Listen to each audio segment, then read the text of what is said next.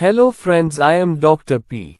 K. Paul. Welcome to my channel. Let's think about life differently and change it. So friends, the book I will read today is called The Magic of Thinking Big. Before starting today's video, I inform you that the link of other chapters of this book will be given at description. You can view them from there. So let's begin. How to think creatively and imagine. First, it is necessary to dispel a common misconception about the true meaning of creative thinking. For some odd reason, only science, engineering, fine arts and writing are considered creative activities. For most people, this creative thinking means inventing electricity or inventing the polio vaccine or writing a novel or inventing color television. These works are undoubtedly creative. Every step of the space mission was the pinnacle of creativity. But creativity is not the exclusive right of a few professions or brilliant individuals with sharp minds. So what is creative genius? A lower-class family prepares plans to send their son to study in a famous university. It is also an indicator of creativity. A family transforms the city's ugliest street into the neighborhood's most eye-catching environment, also a creative genius. A pastor devised a plan that doubled Sunday evening meeting attendance. He is also a creative genius. Symptoms: inventing simpler ways of keeping records and documents, attracting, impossible, workers to work or preventing conflict. These are but examples of applied creativity in everyday life. Creativity is a new, better way of doing anything. Pathfinder. At home, at work, in society, any kind of success is rooted in inventing better ways of doing things. Now let's see how we can develop this creative talent. Step 1. Believe it can be done. The bottom line is this: when undertaking any task, believe that it is not impossible. The belief that it is possible to do the work helps to find the way to do it. I often give an example to illustrate this point of creative thinking in training sessions. I ask the group, how many of you believe that in the next 30 years, the prison system will be completely abolished? Everyone is surprised by the question, thinking they have heard it wrong, thinking I am asking a strange question.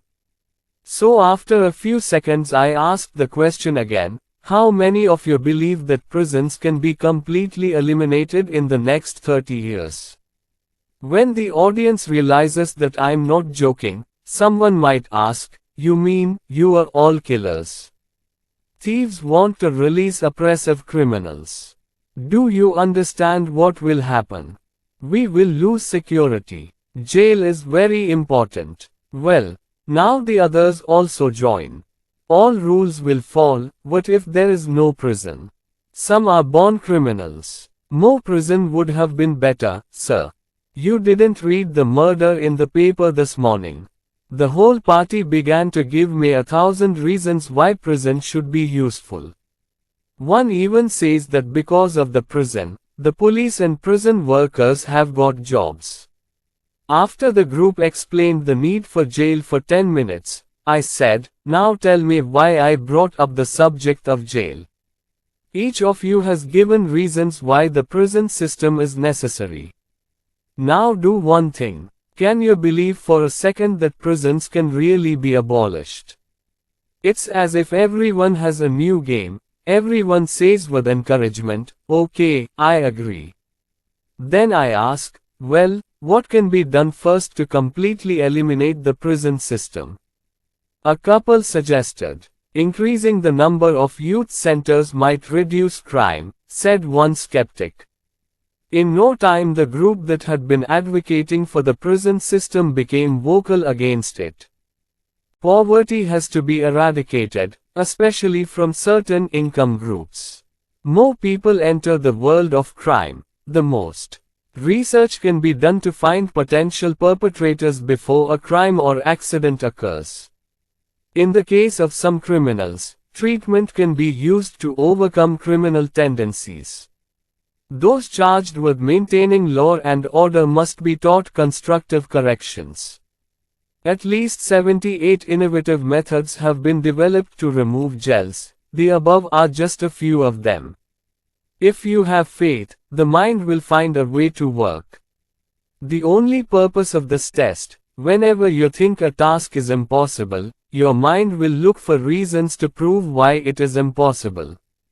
Again, if you believe that the work can be done, your mind will also find various ways to do the work in favor of your opinion.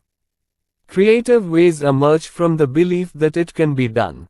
The work is impossible, such thinking is non-religious. This truth applies to all situations big and small.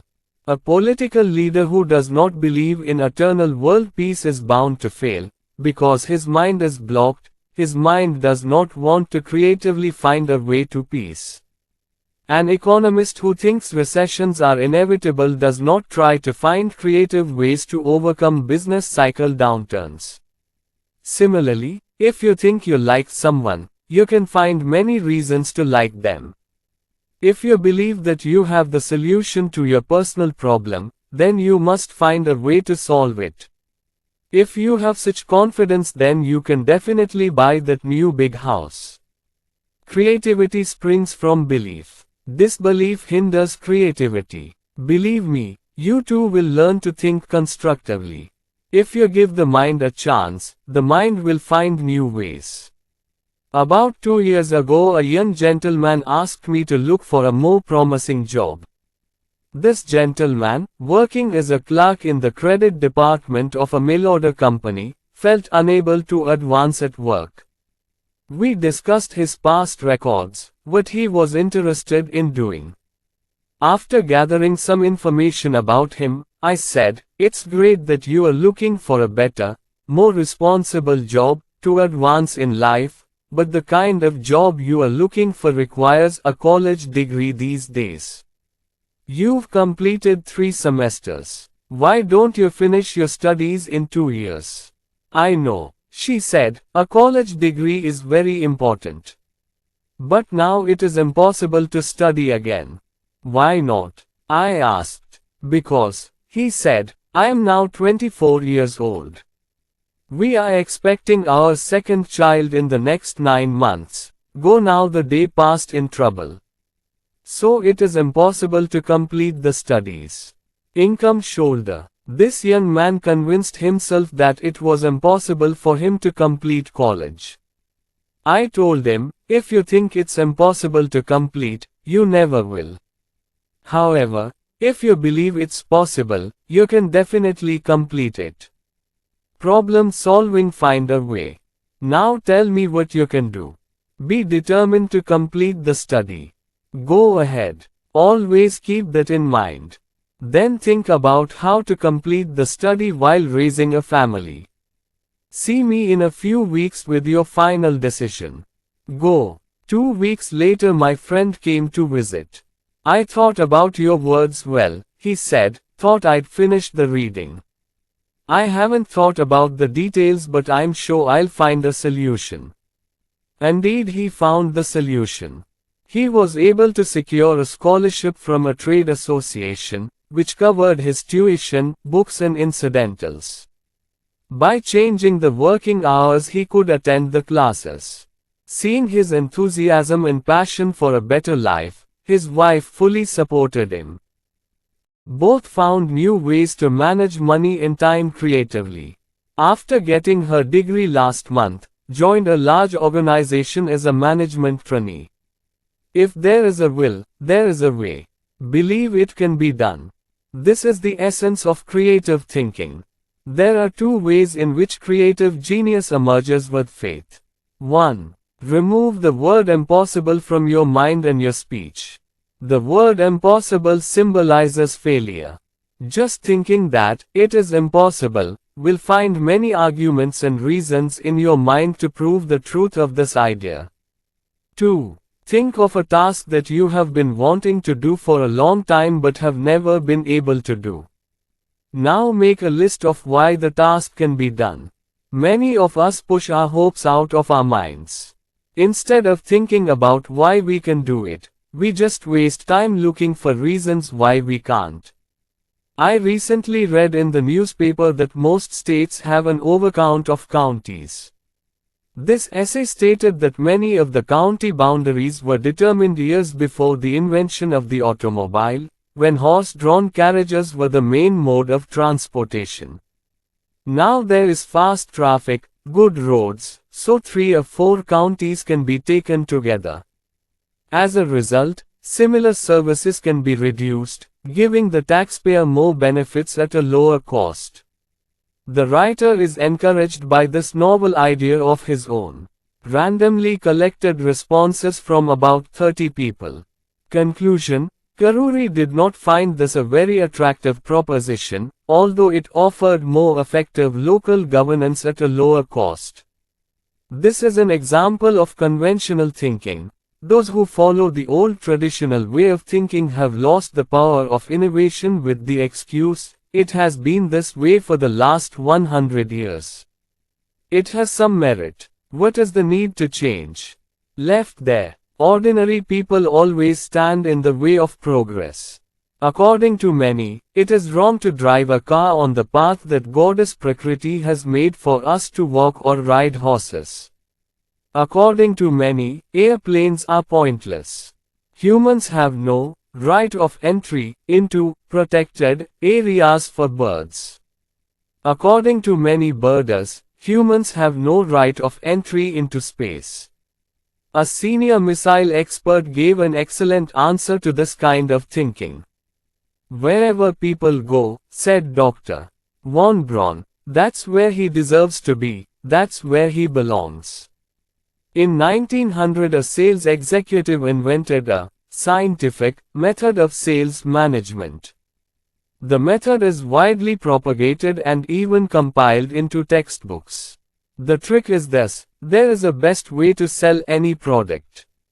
Find that best method, and never go the other way. Fortunately, a new leadership came in time to save the organization from bankruptcy.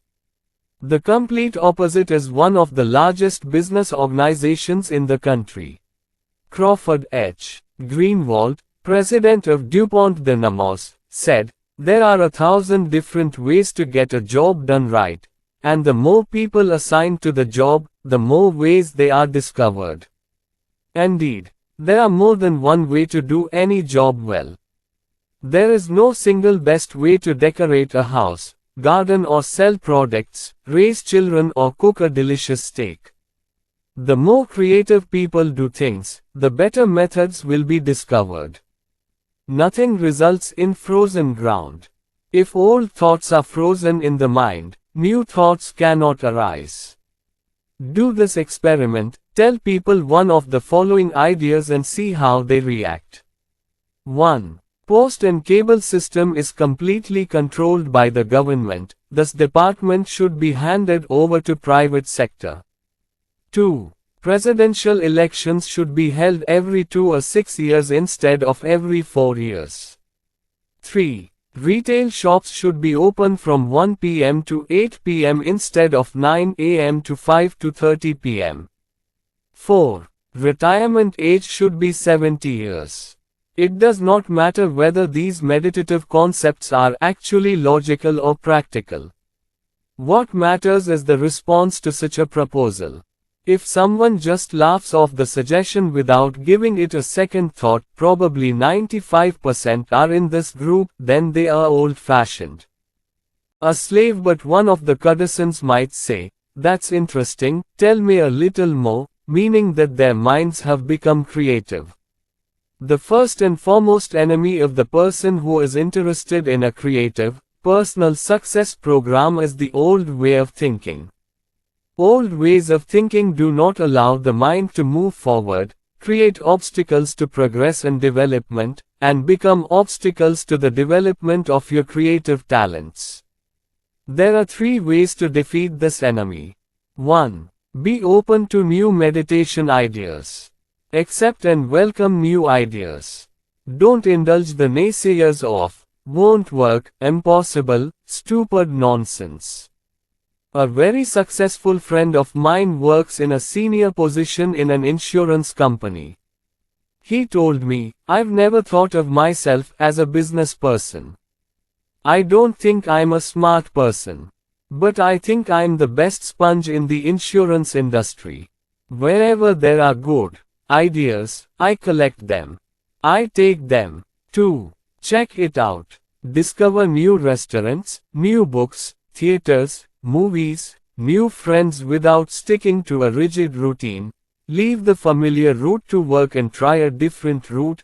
Do something different this holiday, something new, try something different this weekend." If the distribution department is your field of work, learn about production, accounting, finance and other aspects of business.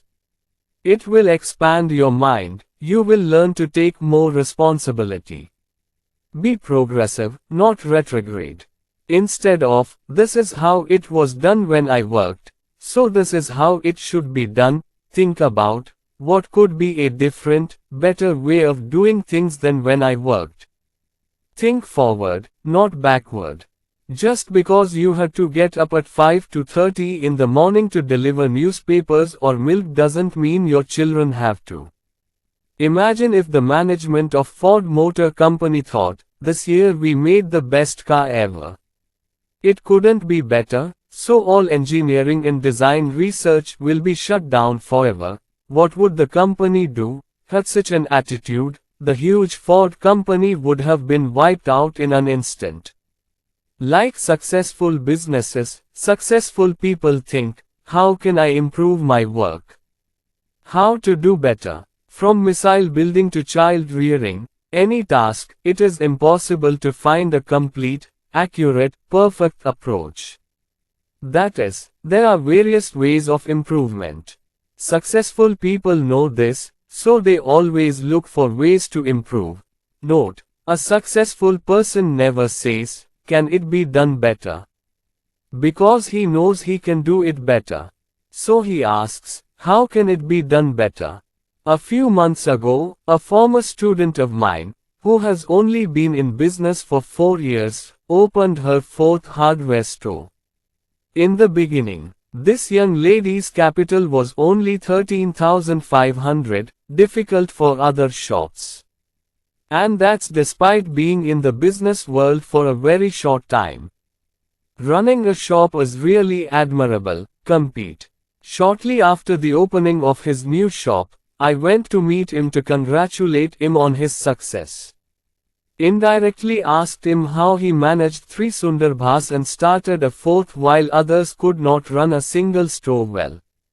I got Nakur's simple answer, "I've been working hard, and that doesn't mean working non-stop from dawn to dusk.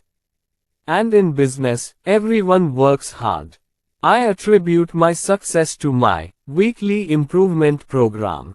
Weekly improvement program. Wow, pretty fancy. What's that all about?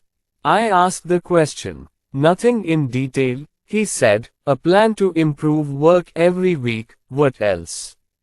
In order to properly manage future plans, I divide my work into 4 areas: customers, employees, product sales and improvement. Throughout the week I write down ways to improve the business. Then, every Monday afternoon, I sit down for 4 hours and write down those new ideas.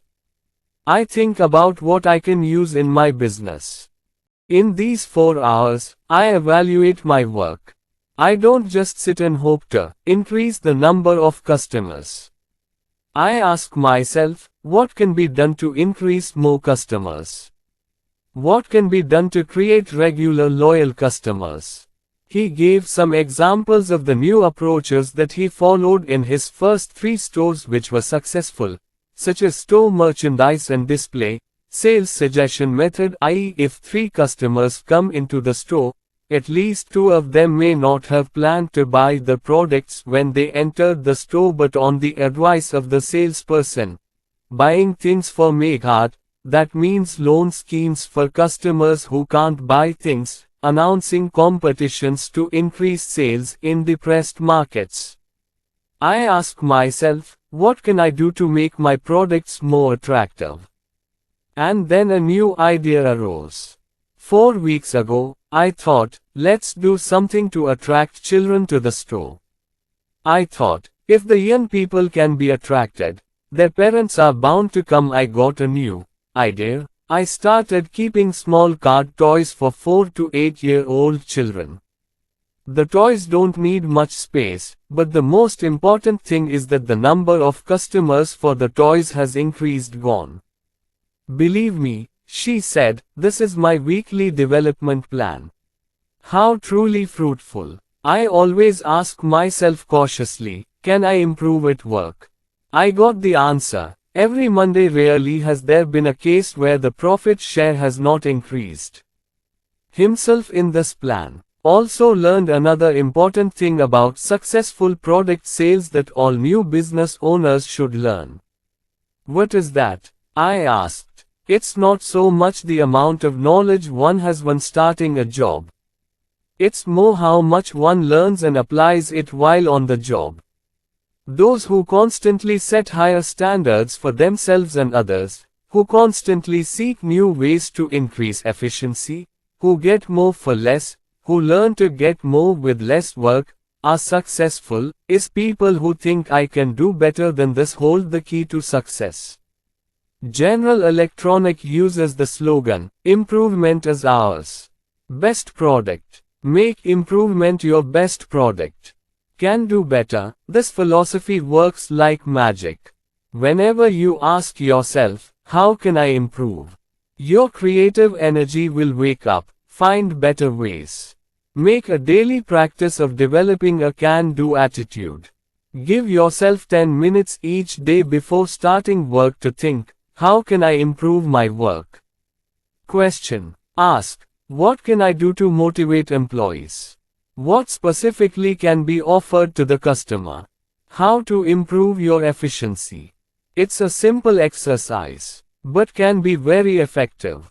Try it. You will find the infinite creativity of success. My wife and I had a conversation with a couple. Whenever we met, our discussion would come back to the subject of working wives. Mrs. C worked for several years before marriage and enjoyed working life very much.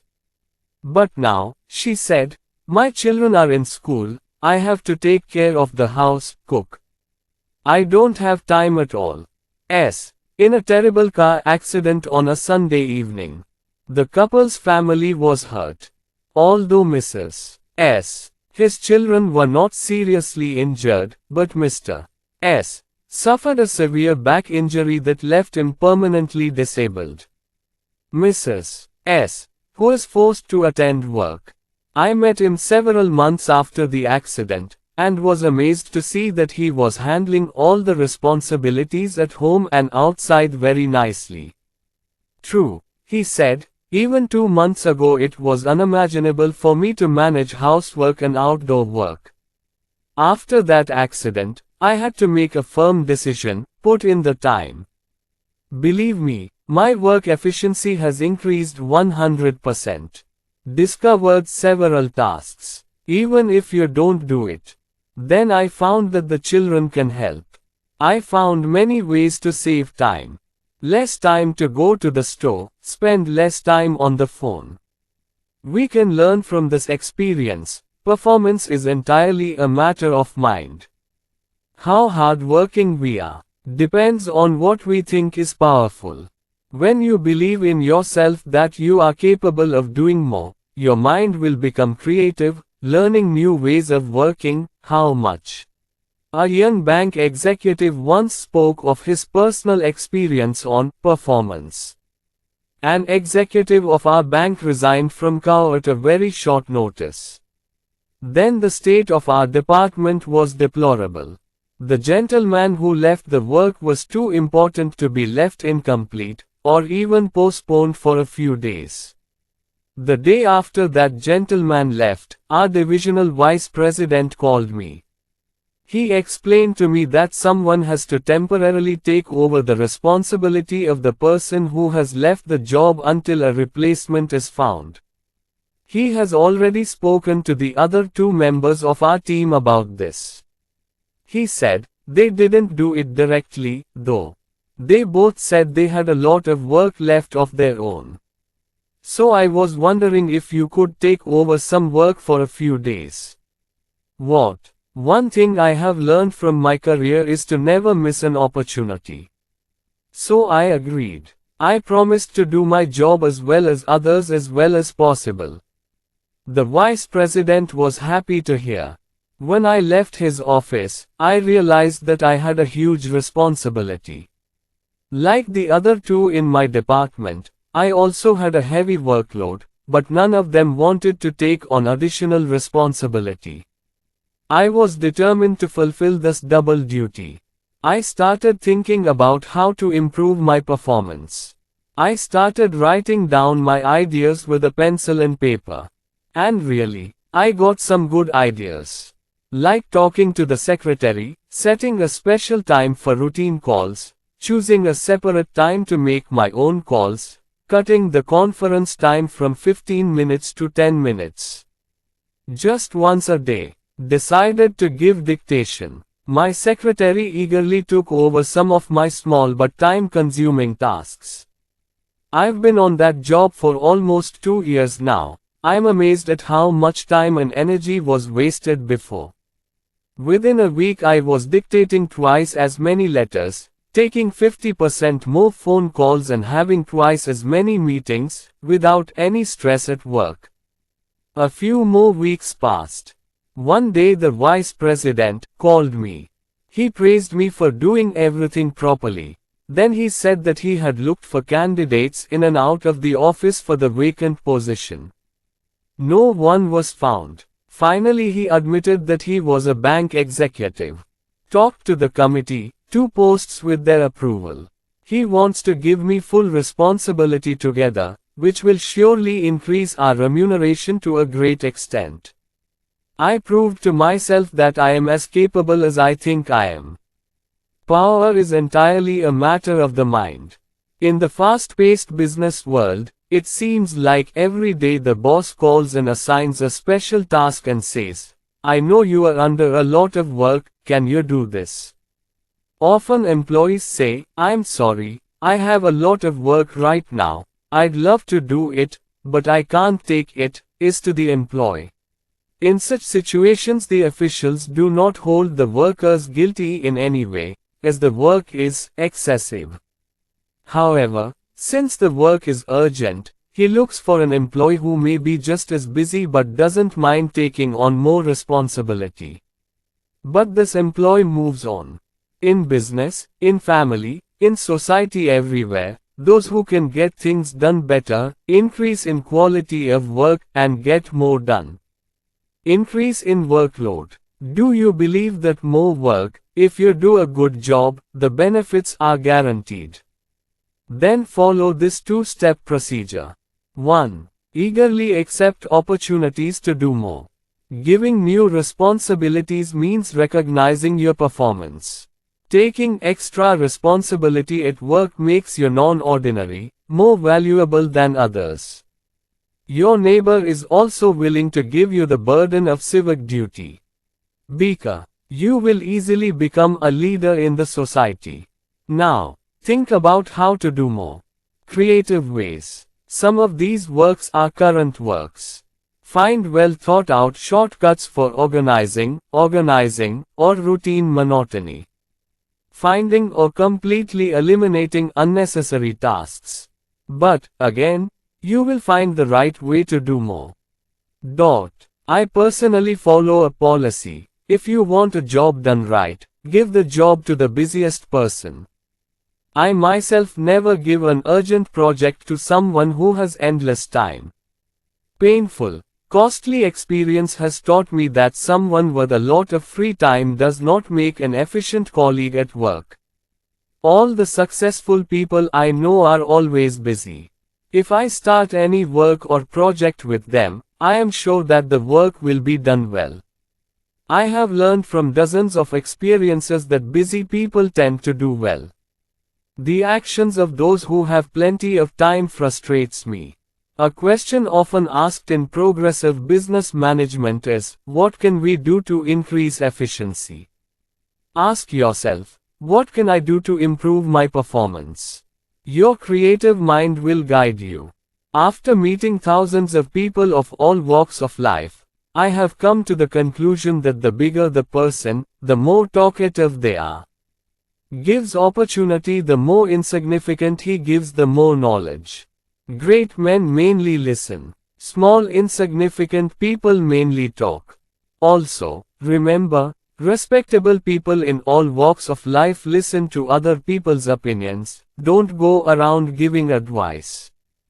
Before any decision is made, this leader may ask, what's your opinion on this? What do you say? What would you do in a situation like this? What do you think? What about you? Let's look at it this way. The leader is a special human machine that makes decisions. Raw materials are needed to produce any product. New meditation ideas and suggestions from others are raw materials for arriving at creative conclusions. But never expect ready-made solutions from others. That is not the main purpose of questioning and listening. Listening to others' meditation ideas will develop your own meditation practice. Your mind will become creative. Recently I was nominated as a staff mentor at an executive management session. There were a total of 12 sessions in that session. At each meeting, one executive was given 15 minutes to discuss a topic, the topic of which was, how did I solve my most recent management problem? In the 9th session, it was the vice president of a large dairy processing company's turn to speak, and he sat down to a novel task. Without talking about the solution to his problem, he declared, I need your help in solving a difficult management problem. He quickly explained his problem to the team and asked a stenographer to write down everything in a cover to remember every idea.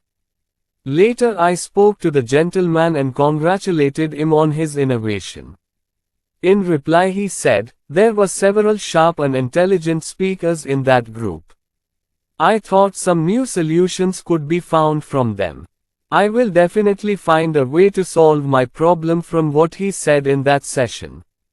Note: this executive gentleman sought the opinions of others by presenting his problem. Raw materials are collected before making a decision. Moreover, the rest of the executives were happy to participate in this discussion. Successful businesses invest heavily in customer research. They ask the public questions about the product's taste, quality, size and appearance. By listening to public opinion, various ideas can be found to make the product more attractive and saleable. Moreover, the idea of what to tell the customer about the manufacturer's product through advertisement also becomes clear.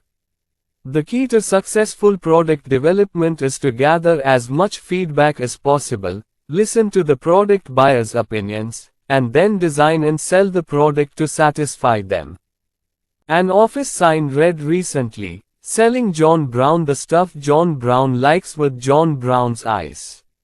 Must see. And to catch John Brown's eye is to listen attentively to John Broden's Barad. Your ears are the receiving instruments. They provide your mind with a supply of raw materials, which can be turned into creativity. Cannot be learned in English. What can be learned by asking and listening is immense. Asking and listening follow these three methods of building empathy. C. 1. Encourage others to speak up. Discussion in team meetings. Ask the question, hear your experience. Or, do you think? Tell me the main thing. Encourage others to speak up, thus earning your double. Your mind will have plenty of raw material with which to think creatively, and your circle of friends will grow. Encouraging others to speak up will increase your popularity. 2. Ask questions, check your opinion. Enlist the help of others in refining your ideas. Keep your attitude about it. Don't pretend to be yourself. Don't be blind. Do a little research before offering an opinion. Know your partner's reaction. Doing so might give you more great ideas. 3. Listen carefully to what others have to say. Just keeping your mouth shut is not listening. Listening means taking the other's words into your heart. People often pretend to listen, not listen. They are just opportunities to speak from others. It waits. Listen carefully to others. Try to avoid taking it away. Gather the resources of the mind in this way. Several renowned universities are offering advanced management training programs for business executives these days. The biggest benefit of this curriculum is not that executives will get a ready-made formula for running a business. Rather, through this curriculum, they will benefit by discussing and exchanging ideas on new ideas. Several of these programs require executives to live together, allowing for more discussion opportunities. In a word, the enthusiasm and stimulation of this trend increases the creativity of executives. A year ago I conducted 2 sessions of a 1-week sales management school in Atlanta sponsored by National Sales Executives Inc. A few weeks later I met a salesman friend who worked for a sales executive who attended the school. I see at that school you taught my sales manager a lot about how to run a company better, said my young friend. Intrigued, I asked him what changes he had noticed. Several things he said: revisions in compensation plans, sales twice a month instead of once. Meetings, new business cards, new pens, changes and revisions to sales pitches. None of these were specifically communicated or taught in the training program. A more valuable thing is the inspiration to develop a suitable mindset for his organization. A young accountant at a paint manufacturing company told me about his success in business, his success stemming from other people's innovative ideas. I never had a particular interest in real estate. For several years I was working as a professional accountant, content with my work. Once a real estate agent friend of mine took me as a guest to a lunch meeting of real estate firms in town. The speaker that day was an elderly gentleman who had seen the city develop before his own eyes. His topic of discussion was the next 20 years. He predicted that the city would gradually spread over the surrounding farming areas. He also predicted that, in his words, gentleman's land, i.e. 2 to 5 acres of land, will be in high demand, i.e. areas where tradesmen or professionals will have all the amenities they need to fulfill their hobbies, such as pools, horse riding, and gardening. I was also encouraged by the words of that gentleman. I wanted what he was saying. After that, for some time I asked my friends what it would be like to own 5 acres of land. I got the answer from everyone: that would be a great thing. I think about it, how it's profitable. I started to think that it can be done. One day, while going to work, suddenly the band played on his head. How about buying a large area and dividing it into smaller estates? There is certainly more profit to be made in smaller areas than in larger areas. Found a 50-acre tract of land 22 miles from town for $8,500. Bought the land, mortgaged it to the owner for 1/3 of the price. Then I planted some pine trees where there was just bare ground. Because, a real estate expert I know said, people want trees these days, lots of trees. I wanted to let my potential customers know that in the next few years their area will be a beautiful landscaped land surrounded by beautiful pines. Then let a surveyor divide the 50-acre land into 10 5-acre plots. Now I am ready to sell. I collected the addresses of several young executives in the city and started my sales campaign by writing directly to them. I explained to them how for the price of a small piece of land in the city, i.e. only $8,000, they could own a large land. Leisure and relaxation. I also painted a fictional picture of life in their minds. In just 2 weeks, I sold all the land. The total income was $10,400, including the land price, the land survey and legal costs are all inclusive. That is a profit of $19,600. Neva recognizes the ideas of a few intelligent people. Was the reason for my good fortune. Had I not accepted the hospitality of that group completely different from my professional interests, I would not have known about it. This is a profitable and successful plan. There are many ways to feed the mind. Let's say 2 ways. You can make them a part of your lifestyle. First, meet regularly with at least one professional organization related to your profession. With others who are interested in success, speak up, exchange ideas. I've often heard people say, I got a great idea in a meeting this afternoon, or I thought yesterday in a meeting. Remember, a mind that is only self-reliant, it cannot be nourished, it becomes weak, it cannot think creatively, it cannot think forward. The inspiration of others can nourish the mind. Second, keep in touch with at least one group outside your profession. If you socialize with people of different professions, your thoughts will expand. You will learn to know the wider world. Meeting people from other professions on a regular basis is incredible, you might surprise yourself. New ideas are the fruit of your imagination. It has to be irrigated, taken care of, only then the fruit will become expensive and delicious. Each year an oak tree bears a large fruit. A corn can be created. Even so, so many fruit seeds may produce a plant or two. Most of the fruits are eaten by squirrels and the hard soil under the tree does not allow a few seeds to survive. New ideas are much like that. Only a few fruits are available. Moreover, ideas are short-lived. Squirrels, pessimists, will destroy them if not careful. From the generation of ideas to their proper implementation in practice, special care is required. These are essential to develop ideas. 1.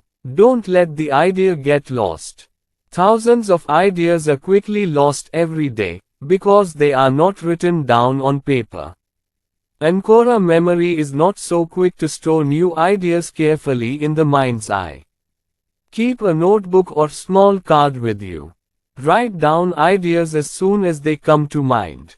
A friend of mine has to travel a lot for work.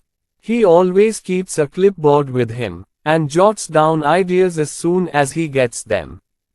Those with fertile and creative minds know that new ideas can come anytime, anywhere. Don't let the idea run away.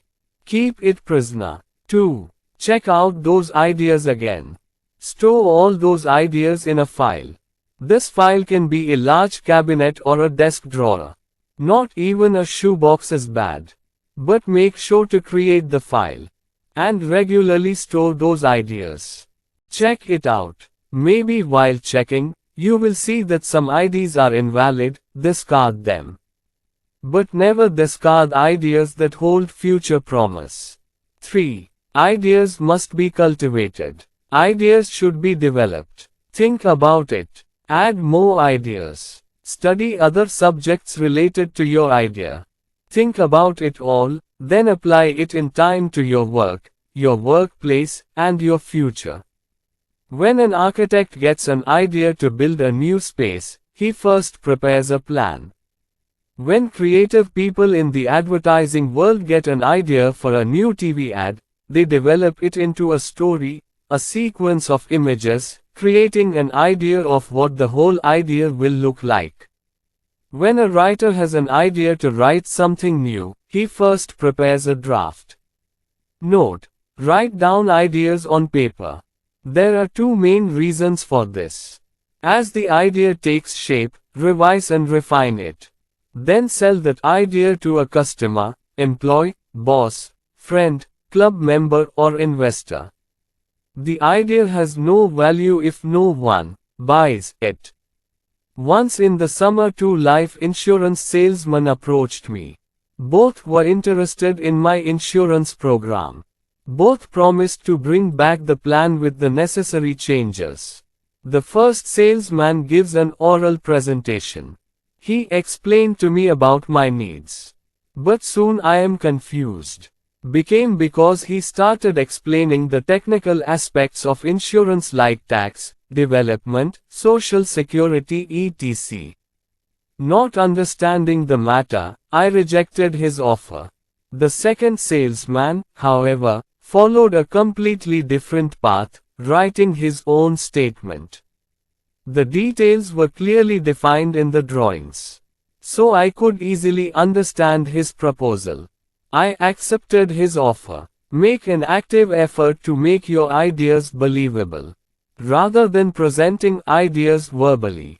An easy to understand, easy to sell presentation made in pictures or drawings. In short, apply these sadhanas, think creatively. 1. Believe it can be done. If there is faith and trust, the mind will find a way to work. Remember, one solution leads to another solution. Completely remove impossible, won't work, can't, futile effort from your thoughts and words. 2. Don't let traditional old ways of thinking hinder your mind. Eagerly embrace new ideas. Learn to study and research. New approaches follow. Keep a progressive attitude towards work. 3. Every day, ask yourself, how can I improve? There are many ways to improve. When asking yourself, how can I improve? Then the mind will tell you the way to improve, try it. 4. Ask yourself, how can I get more done? Ask yourself questions, or improve your efficiency, and you'll find smart shortcuts. The way to success in business is to think better of yourself, increase the quality of work, and do more, increase the amount of work. 5.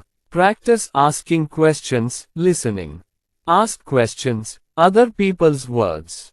Listen carefully, find the logistics of your decision making. Remember, big people listen, small people only talk and don't listen.